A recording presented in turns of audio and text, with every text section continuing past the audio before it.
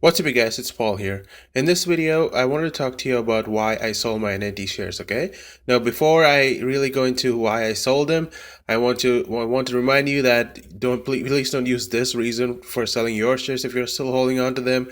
If you already have a bullish thesis on it for the long term, that's completely your decision, and you should do your own research before you make any kind of a trade, okay? So this is strictly the reasoning for why I sold my shares, okay? Now, as you can see below here, I sold my shares sometime 2 weeks ago, towards the end of September, for $339 and $346. I had about 500 shares, and I collected $1,700 for them, okay? Now, my average cost basis was nearly $5, so this is definitely like a $1,300 loss. But over time, over the last several months, I've sold several covered calls and spreads, both debit and credit spreads, to more than make up for my initial investment on top of the quarterly dividends that they paid out, okay? So my number one reason for why I sold my shares was because the reason NAT was doing so well was strictly because of external factors, okay? Because of the oil glut, the excess supply, and the fact that it was not really being used anywhere much because of the lockdown situation. That's the reason suddenly NAT and other oil tankers had so much demand, and that's why all their stocks started shooting up, okay? They definitely had a lot of money coming in, but the point is it was strictly temporary, and it's not something that the company itself did.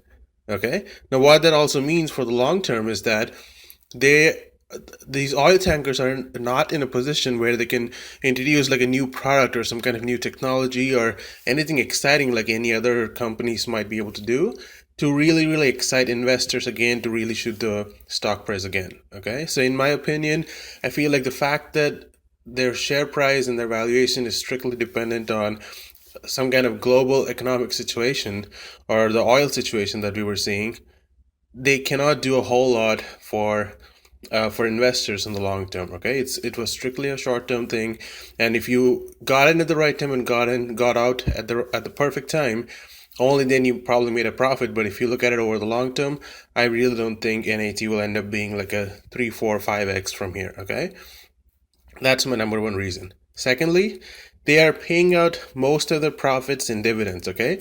So at the current dividend of 20 cents a quarter, that's nearly a 20% annual dividend, okay? That was really, really exciting for a lot of investors, and I'm sure a lot of people are even holding on to NAT mainly because of that dividend. But the thing is, anytime a company pays out such high dividends, be it REITs or other oil supply pipeline companies, you will notice that their share price keeps going down quite a bit because they're giving back so much value to investors in the form of dividend, okay? So what people don't realize sometimes is that they're getting a lot of income from dividends, but even the share price keeps going down, and it's almost kind of canceling out that trade-off where you're losing money on the shares even though it's paper losses, but the dividends don't really keep up with it, okay? That's my second reason for why I'm not holding it just for dividends anymore.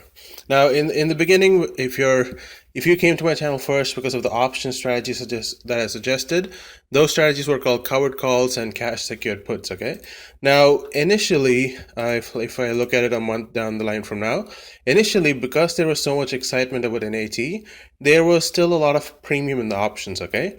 So let's say sometime in June or so, when NAT was still close to $5, I was able to sell a couple of $5 calls, even five call options or 5 covered calls, to collect nearly $300 to $400. But right now, as you can see, that same $5 call is completely worthless. That's because the price dropped.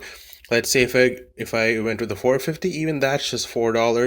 $4 is just $13. So unless I get in the money to 350 right now, the options premium is not significant at all. Okay, so even in the money call, if I sold 5 of them against my 500 shares which I owned, I would get $150, which is not too bad, but this is nothing compared to the 500 or so per month that I was able to make initially selling covered calls. Okay, and again, the whole point of selling covered calls is that the call should expire worthless.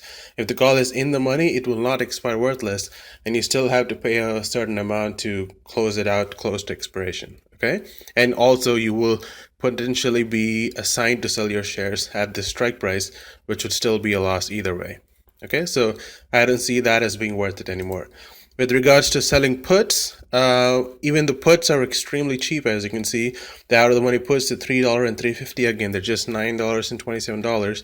Unless you get further in the money, like $4, it doesn't have much value here. Okay, so if you sold a $4 put and NAT does go below $3.50 by expiration, you still have to pay around $50 to close out of it. So your net profit is still only $12. Okay. So either way, both covered calls and cash secured puts didn't make sense anymore, nor did the dividends compensate for the decrease in the share price. Okay, so two critical reasons for why I was holding on don't matter anymore, and so that's another reason why I sold my shares. Okay, now the only thing that has any potential value still in terms of options is to sell spreads, for example. So if I look at a month out, I could potentially buy, say, the 450 call and sell the $4 call and get a credit of $9. Even that is really cheap, guys. Maybe something more exciting would be is if I sold the 350 call and bought the $4 call. That's about $18. You could sell 5 of those, for example, or 10 of those for $180 credit, but you will still hold $500 in collateral, and you need an 80 to stay below 350 to be able to keep the full credit. Okay, so the spreads are still okay, not as exciting as they were before.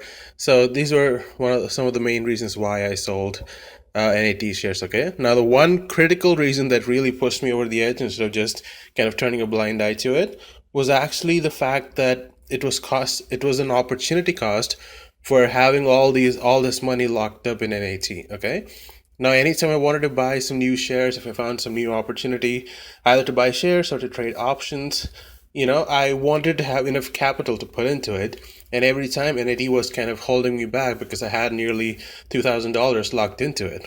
Okay, so I was like, wait a minute, this doesn't make sense that I'm always not making any headway. I did make back my initial investments through options and dividends, so I might as well sell out of it, kind of break even, and reinvest it somewhere else. Okay, so what I did was on September 25th, between 24th and 25th, I sold all 500 shares, and it took that approximately $1,700 and put it in Virgin Galactic. You can see in the history here, pretty much on September 25th, I bought about 100 shares first and 25 more.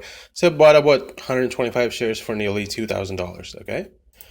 And I'm glad I did, because as you can see, my average cost basis is $16.13, and literally on Monday, Virgin Galactic shot up 28%.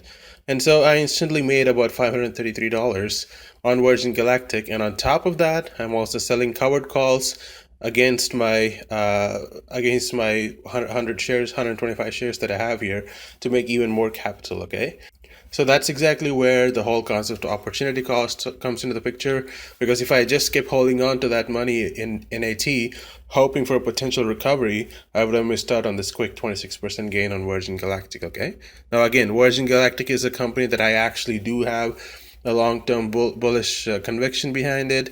I wouldn't be surprised if this becomes a $50, $60 stock, say 5 years from now, once we start making real headway in space tourism and hypersonic travel and all of that. So that's exactly why I did that, guys. So think about opportunity cost.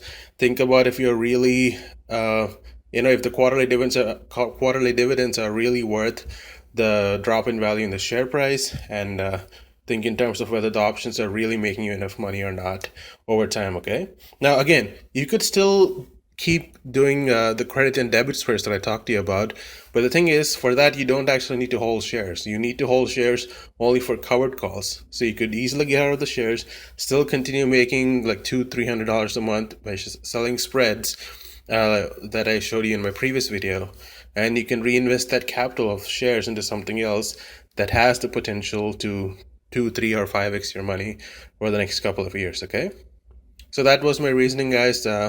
Hope you enjoyed it. Again, please do your own research and make your final decision. Don't strictly go by what I'm suggesting here. And again, just a final reminder, guys, I'm offering free access to my Discord group here, where I show you my live options trades.